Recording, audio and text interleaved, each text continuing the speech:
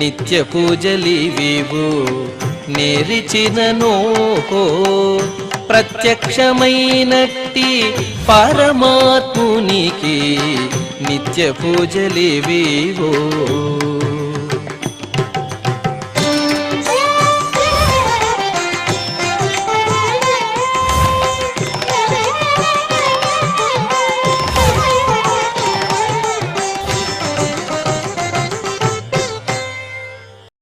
ఓం నమో వెంకటేశాయ. ఈరోజు ఆదివారము, శ్రీ శోభకృతనామ సంవత్సరము, దక్షిణాయనము, హేమంత ఋతువు, పుష్యమాసము, శుక్లపక్షము, తద్య తిథి, ధనిష్ట నక్షత్రము, జనవరి 14, 2024.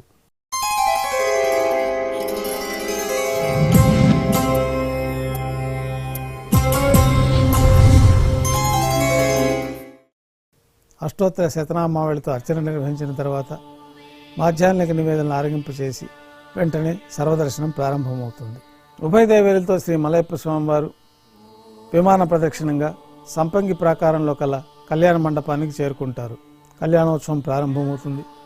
పుణ్యాహవాచనం, అంకురార్పణ, రక్షాబంధనం, అగ్నిప్రతిష్ఠ, స్వామివారికి అమ్మవారికి నూతన పట్టు వస్త్రాల సమర్పణ, మహాసంకల్ప పఠనము, మాంగళ్యాలకు విశేషంగా అభిషేకము, ఆరాధన జరిపి స్వామివారి తరఫున అమ్మవార్లకి మాంగళ్యాలు సమర్పణ గావించి స్వామివారికి అమ్మవార్లకి కర్పూర నీరాజనం సమర్పించి విశేషమైన హోమాలతోటి పూర్ణాహుతి పూర్తయిన తర్వాత మాలా పరివర్తనం అనే కార్యక్రమాన్ని నిర్వహించిన తర్వాత ఉభయ దేవేరుల్ని శ్రీవారి చెంతకు చేర్చి అక్షతారోపణం అనే వైదిక కార్యక్రమాన్ని నిర్వహించి కర్పూర నీరాజనము, నైవేద్యము, తిరిగి కర్పూర నీరాజనంతో కళ్యాణోత్సవం పూర్తి అవుతుంది.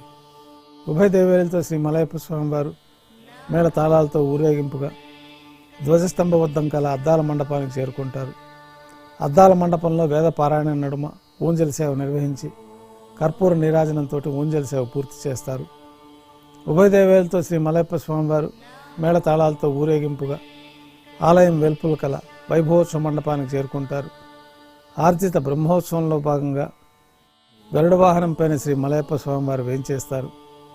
కర్పూర నీరాజనం ఇవ్వడంతో గరుడ వాహన సేవ పూర్తి అవుతుంది. హనుమంత వాహనం పైన శ్రీ మలయప్ప స్వామివారు వేంచేస్తారు. కర్పూర నీరాజనం ఇవ్వడంతో హనుమంత వాహన సేవ పూర్తి అవుతుంది. పెద్ద శేష వాహనం పైన శ్రీ మలయప్ప స్వామివారు వేంచేస్తారు. కర్పూర నీరాజనంతో పెద్ద శేష వాహన సేవ పూర్తి అవుతుంది. ఉభయ దేవేరులతో కలిపి శ్రీ మలయప్ప స్వామివారికి కర్పూర నీరాజనం సమర్పించిన తర్వాత ఆర్జిత బ్రహ్మోత్సవం పూర్తి అవుతుంది. సాయం సంధ్య వేళల్లో 1000 దీపాలతో అలంకరించబడిన సహస్ర దీపాలంకరణ సేవ మండపానికి ఉభయ దేవేరులతో శ్రీ మలయప్ప స్వామివారు చేరుకుంటారు.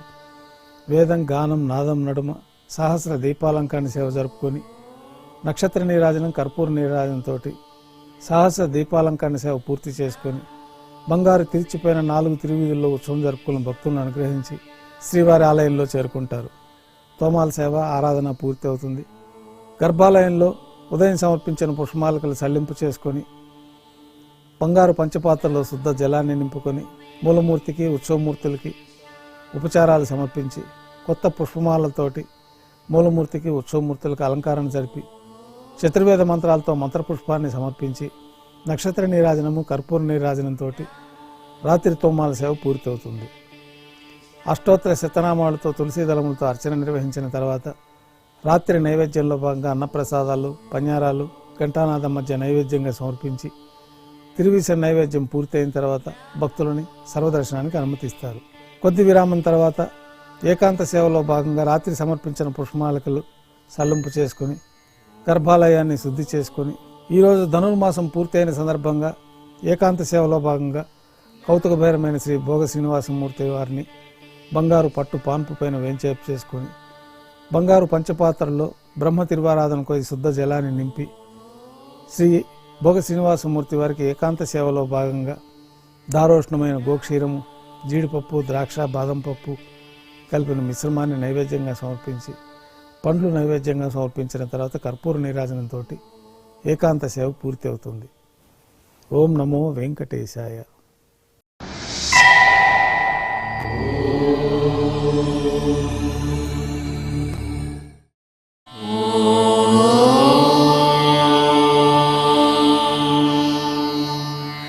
नमो वेङ्कटेशाय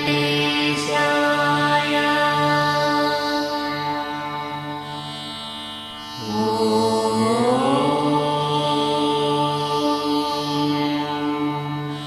नमो